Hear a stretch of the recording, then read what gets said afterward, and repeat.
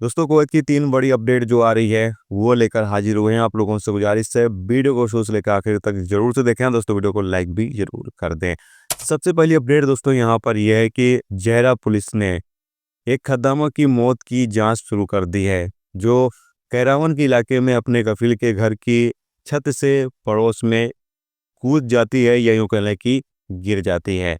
शुरू में ये खुदकुशी का मामला समझा जा रहा था, लेकिन अधिकारियों की जांच के बाद ये हत्या का मामला समझा जा रहा है और हत्या का मामला दर्ज भी किया गया है। कोर्ट मिनिस्ट्री ऑफ इंटीरियर का कहना यहाँ पर यह है कि कोर्ट मिनिस्ट्री ऑफ इंटीरियर की टीम को एक रिपोर्ट मिली, जिसमें बताया यह गया कि एक महिला काफ़ी ज़्यादा ऊंचाई से नीचे गिर गई। पुलिस और फोरेंसिक डिपार्टमेंट मौके पर पहुंची और पाया कि महिला बुरी तरीके से घायल है, जबकि उसकी मौत भी हो गई है।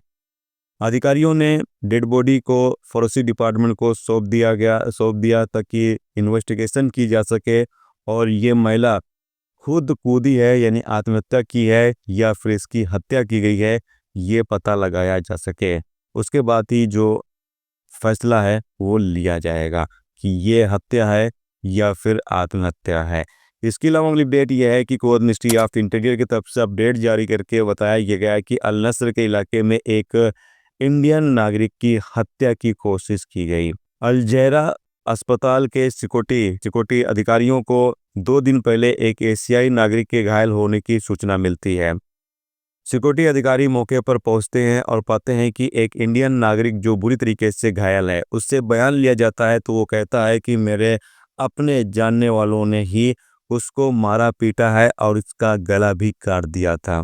यहाँ से उसका गला भी काट दिया था, यानी उसकी हत्या करने की पूरी कोशिश की गई थी। फिलहाल मामला दर्ज कर लिया गया है, पुलिस जांच कर रही है और जो जिम्मेदार लोग हैं उनको जल्द ही गिरफ्तार किया जाएगा।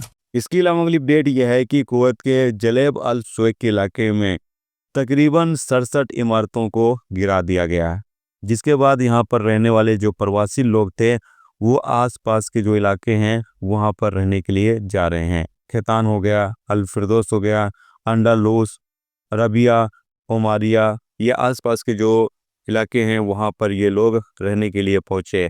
लेकिन बलदिया की जो टीम है उनका कहना यह है कि जो बैचलर लोग हैं उनको फैमिली एरिया में रहने की बिल्कुल भी परमिशन नहीं है, यानी जो प्रवासी बैचलर लोग हैं उनको फैमिली एरिया में रहने की बिल्कुल भी परमिशन नहीं है। और बलदिया की टीम ने यहाँ पर 34 बिल्डिंगों की लाइटें भी काट दी, जबकि 14 बिल्डिंगों की लाइटें काट दी और 34 बिल्डिंगों के मालिकान को वार्निंग नोटिस जारी किया गया कि वो अपने यहाँ बैचलर लोगों को रहने की बिल्कुल भी परमिशन ना दें।